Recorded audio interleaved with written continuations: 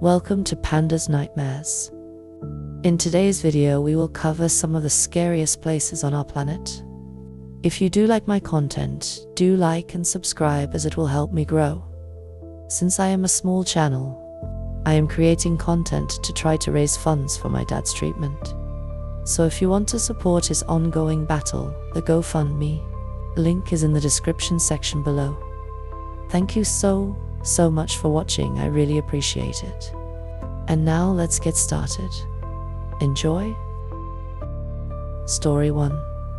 I know an avid caver who rappelled into a natural cave shaft. This particular cave is about 3 feet, 1 meter wide, and forms a nice hole to the bottom.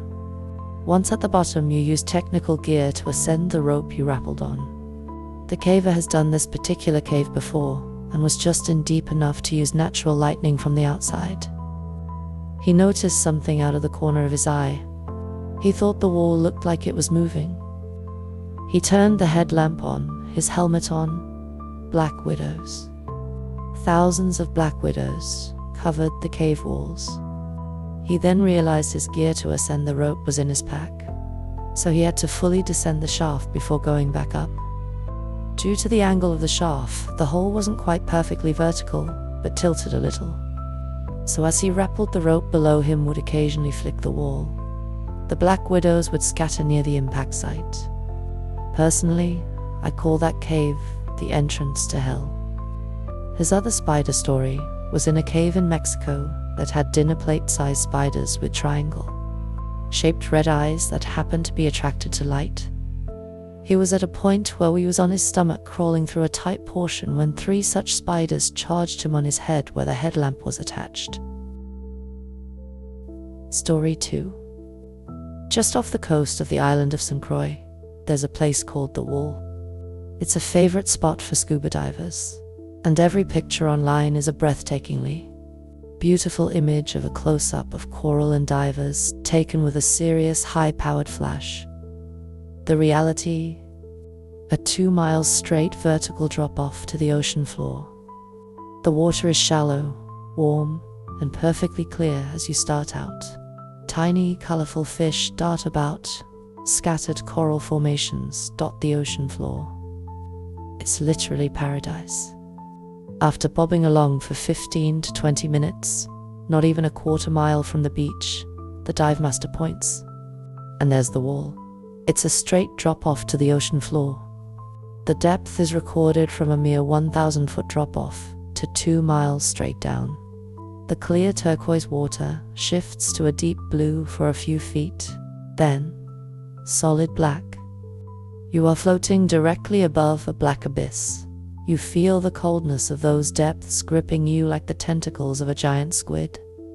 It pulls you, and as you awkwardly try to shuffle backward in flippers and full dive gear, like a nightmare where you can't run because you're paralyzed, it occurs to you that there are things down there. Giant things. Things that are built to move and hunt and kill in the water. And you're completely out of your element. You're slow, clumsy, you're food. Story 3. I am convinced that it is Fundraiser Island. Quick summary. On the desolate Central Asian island of Fundraiser, or Fundraiser, near the south rim of the shrinking Aral Sea, you'll find the remains of the world's largest biological warfare testing ground. As the New York Times reported back in 2002, for nearly 4 decades, Fundraiser Island was a practice field for the most hideous kind of warfare. The whole site is now abandoned.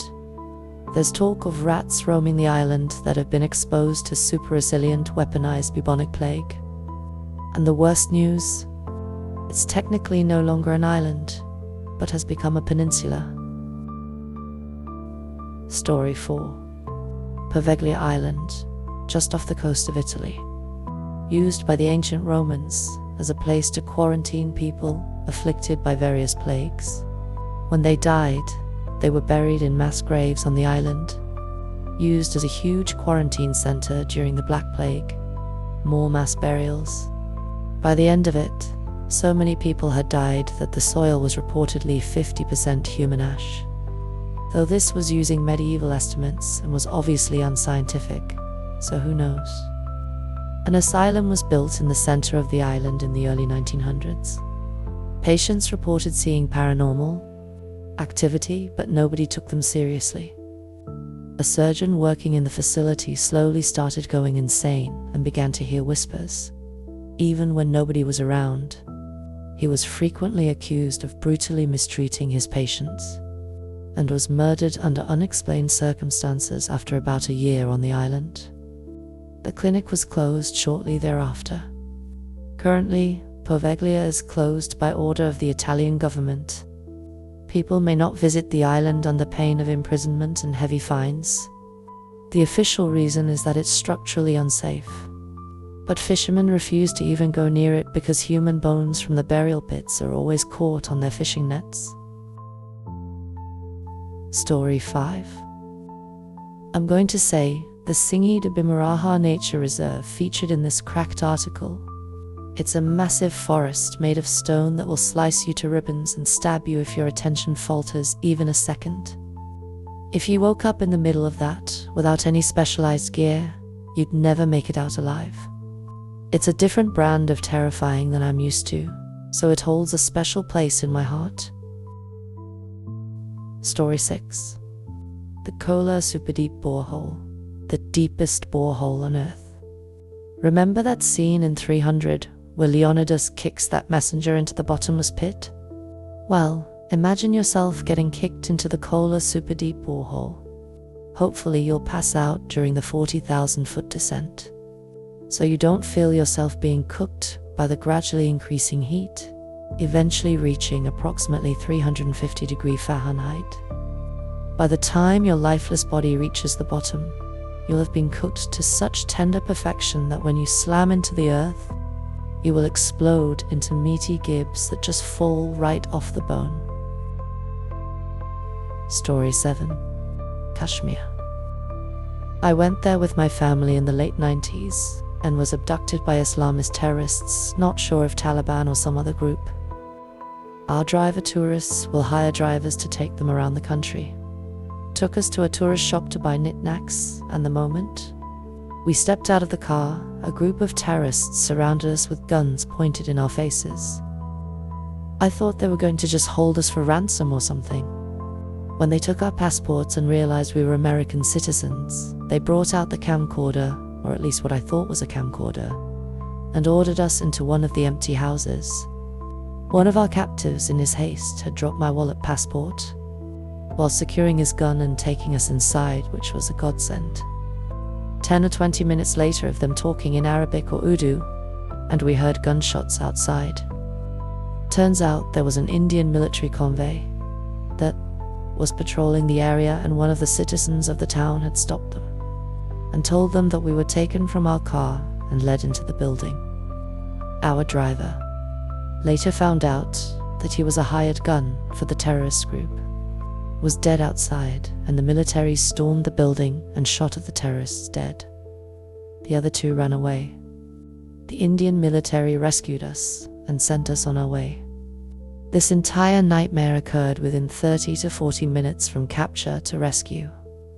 I'm very glad the military didn't wait for backup or some sort of approval to engage, because I think we would have been shot on camera. Story 8.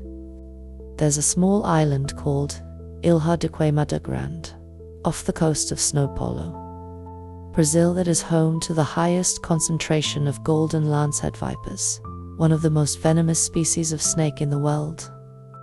They are unique to this island alone, and its venom causes your flesh to rot off your bones. The island is so densely packed with these snakes that there are up to 5 snakes per square meter of the island. You could stand anywhere on the island and be no more than a few feet from a golden lancehead viper. Apparently there was only a lighthouse keeper who lived on the island with his family, but they did not survive long. After a while, snakes crawled through their windows.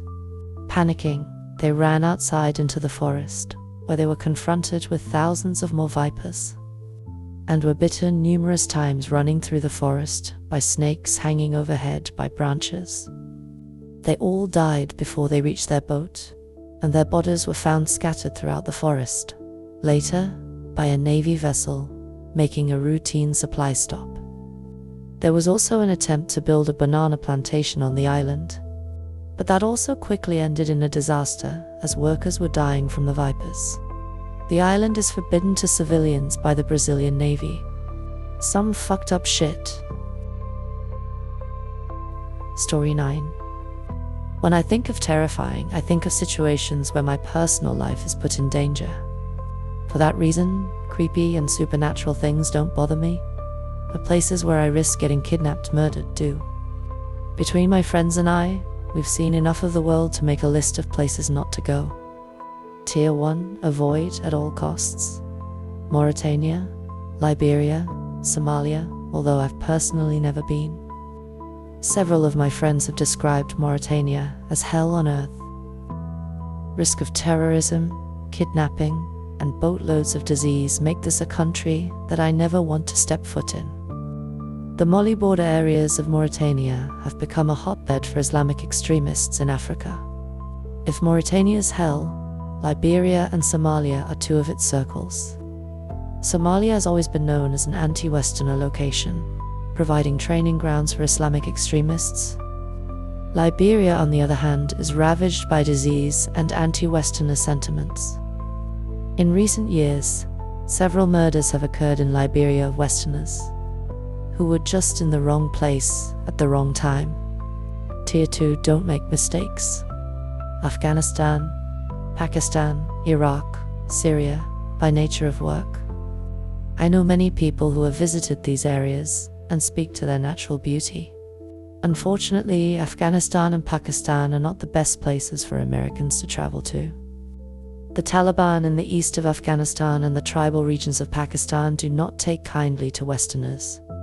Beheadings, kidnappings, and murders have all been known to take place.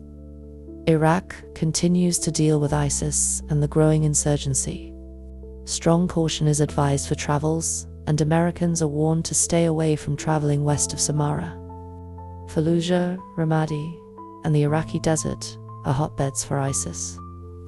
ISIS has also begun to have a strong presence in Syria, and the continued warfare between Assad and the rebels should make Syria a no-go for anyone other than journalists and contractors. Tier 3, don't be an idiot. Venezuela, Mexico, Brazil, South Africa. All of these countries have their safe parts and not so safe parts. Tourists make lovely targets for thieves and kidnappers because they are thought to have the most money. If you plan on traveling to these countries, make sure you know where you are and make sure not to get into random taxis or cars without setting up a driver yourself in advance. Travelers should not carry around large amounts of cash or wear flashy or attention-getting clothing or jewelry. Tier for everything else. There is such thing as being in the wrong place at the wrong time. Every country has its bad parts, and it's important to read up on your destination before traveling so you don't make mistakes. Even we have made mistakes in the past, but as a result, we've learned that researching a destination is key. Make sure you know exactly where you're going at all times. As adventurous as it may sound to follow a local to their neighborhood hangout, there is always a chance that bad things can and will happen. Story 10. Not the most terrifying, but one of the more terrifying places I've ever been to, is called the Knife's Edge on top of Mount Katahdin in Baxter State Park in Maine. You reach what seems to be the top of this mountain, then descend 100 feet vertically into what is called the chimney. It is called this because a 50 feet ahead is a 100-foot vertical climb that is necessary to continue. At the top, you reach the Knife's Edge, a trail that is only 3 feet wide. On either side, it drops thousands of feet. This section of trail is nearly half a mile long. At the end, you finally reach the proper peak of the mountain. Some members of my group were crawling to minimize the chances of falling. I was running and jumping along the trail. In retrospect, not a great idea. That is all for today. If you have enjoyed this video, do like and subscribe. If you want to help my dad's fundraiser, I would truly appreciate it. Hope you have an absolutely amazing day. You can also check my other videos on screen.